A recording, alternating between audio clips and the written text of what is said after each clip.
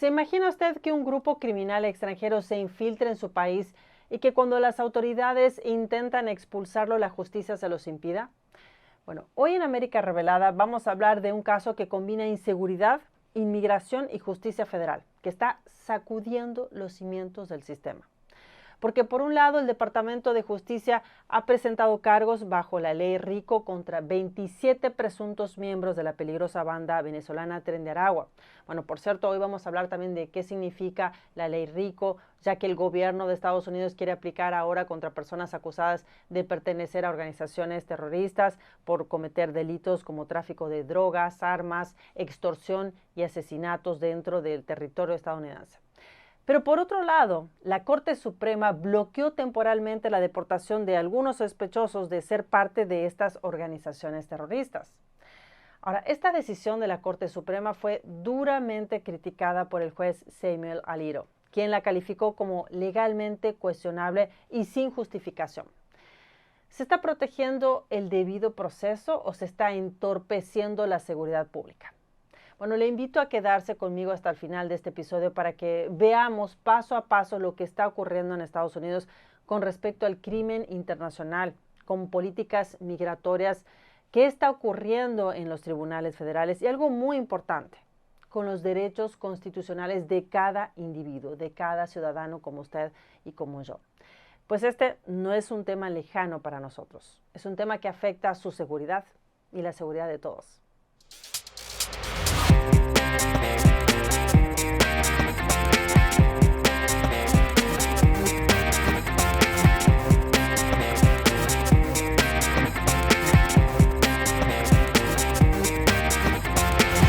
Bienvenidos a un nuevo episodio de América Revelada. Con usted, Elina Villafañe. Y para que podamos entender lo que está pasando hoy en Estados Unidos, tenemos que empezar por Venezuela. Ya que el Tren de Aragua es una organización criminal que se originó en las cárceles venezolanas hace más de una década atrás. Nació como una banda local, pero con el tiempo se convirtió en una de las estructuras delictivas más peligrosas y organizadas de América Latina. Con presencia en Colombia, en Perú, en Chile, en Ecuador y por supuesto también aquí en Estados Unidos. Su especialidad, bueno, es extorsión, narcotráfico, tráfico de personas, lavado de dinero, asesinatos por encargo, entre otros crímenes.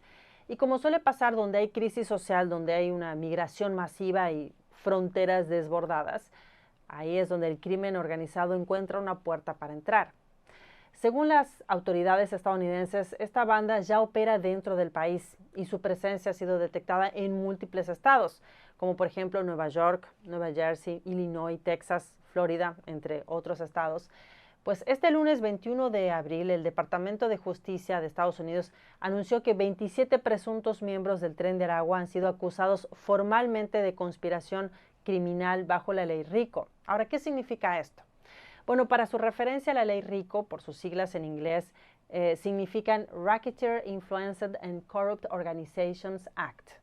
Fue creada en el siglo XX para desmantelar la mafia, pero su alcance es amplio y se aplica hoy en día para organizaciones criminales modernas. Al tener un alcance amplio, esta ley RICO permite perseguir judicialmente a organizaciones criminales de forma integral, es decir, no se juzga por un delito puntual, sino se puede mostrar ante la justicia que existe una estructura, una jerarquía y una conspiración para cometer delitos organizados. Y para que sea investigada bajo la ley RICO, la organización tiene que haber cometido al menos 2 delitos federales en un periodo de 10 años. Ahora, muchos temen ser condenados bajo esta ley. ¿Por qué? Porque permite condenas más duras que las otras, ¿sí? Y también facilita enjuiciar a toda una red y no solo a individuos aislados. Para el Departamento de Justicia, el objetivo del Tren de Aragua como empresa dice que era preservar y proteger el poder y el territorio del grupo mediante asesinatos, agresiones, robos y amenazas violentas. Y también dice enriquecer a sus miembros mediante el tráfico sexual, el tráfico de drogas y el robo armado. Según la acusación federal, los miembros del Tren de Aragua actuaban como una célula criminal operando en ciudades y suburbios de Estados Unidos, como por ejemplo aquí en Nueva York, en barrios como Bronx y Queens. Participaban en el tráfico sexual, de armas y de drogas. Especialmente hay una droga llamada Tusi que contiene ketamina y que el Departamento de Justicia la describe como la marca registrada del Tren de Aragua. Este grupo es conocido por sus extorsiones, por ejercer violencia y amenazas. Utilizaban herramientas digitales para coordinarse, para cometer delitos, incluyendo también en redes sociales y en mensajería encriptada. Y también estaban ligados a hechos de violencia extrema, como homicidios y robos armados. Ahora, de los acusados de participar en esta organización, 6 son miembros activos del Tren de Aragua y otras 21 personas pertenecen al grupo Antitren, que está formado principalmente por antiguos miembros que se separaron de la pandilla principal. Ahora, la fiscal general Pam Bondi fue clara en su mensaje. Para ella, el Tren de Aragua no es solo una pandilla callejera, es una organización terrorista altamente estructurada que ha destruido familias estadounidenses con violencia brutal, tráfico humano y drogas mortales. Bondi agregó que las detenciones realizadas en este caso abarcan 3 estados y están diseñadas para devastar la infraestructura del Tren de Aragua en Estados Unidos. Ahora, este caso se enmarca dentro de la operación llamada Take Back America, una iniciativa del Departamento de Justicia que busca eliminar cárteles y organizaciones criminales transnacionales, especialmente aquellas vinculadas a la inmigración ilegal. Ahora, este caso se desarrolla en medio de tensiones entre Estados Unidos, El Salvador y Venezuela.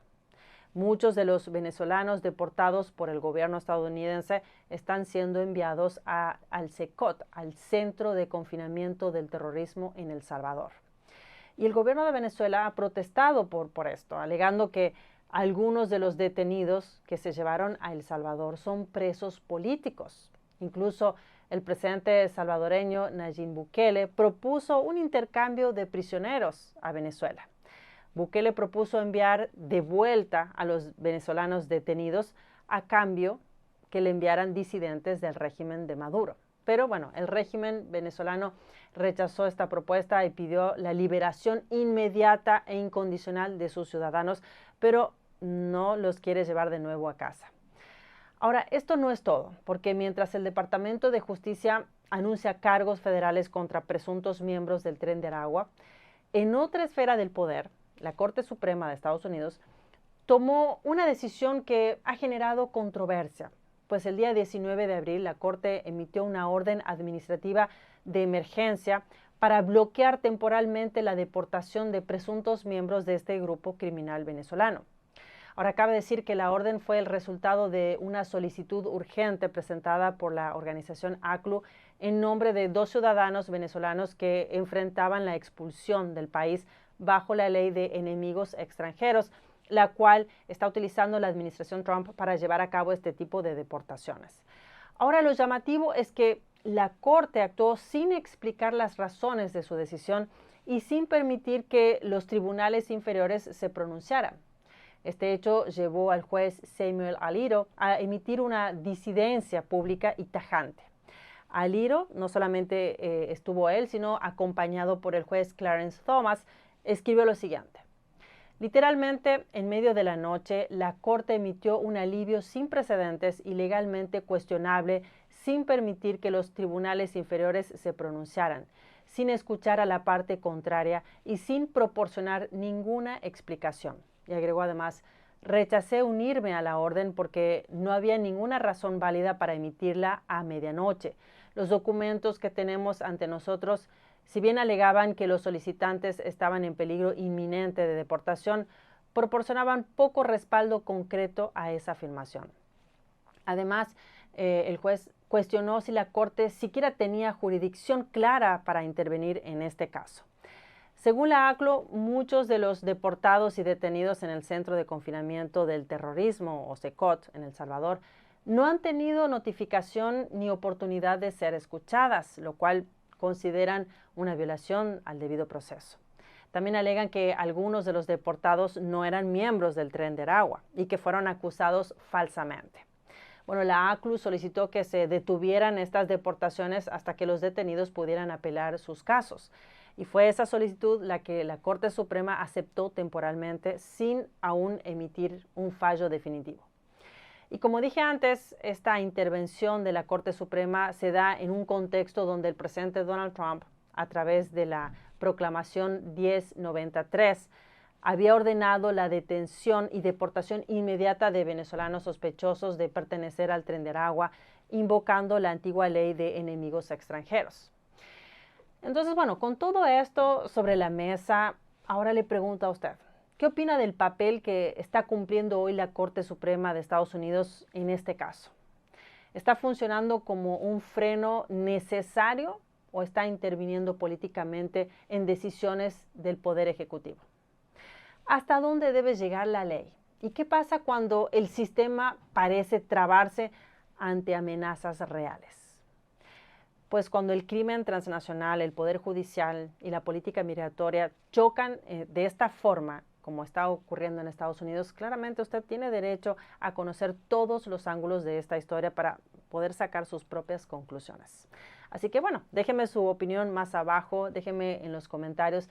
También no olvide suscribirse a nuestro canal América Revelada y activar la campanita para que estemos en contacto, siempre bien informados.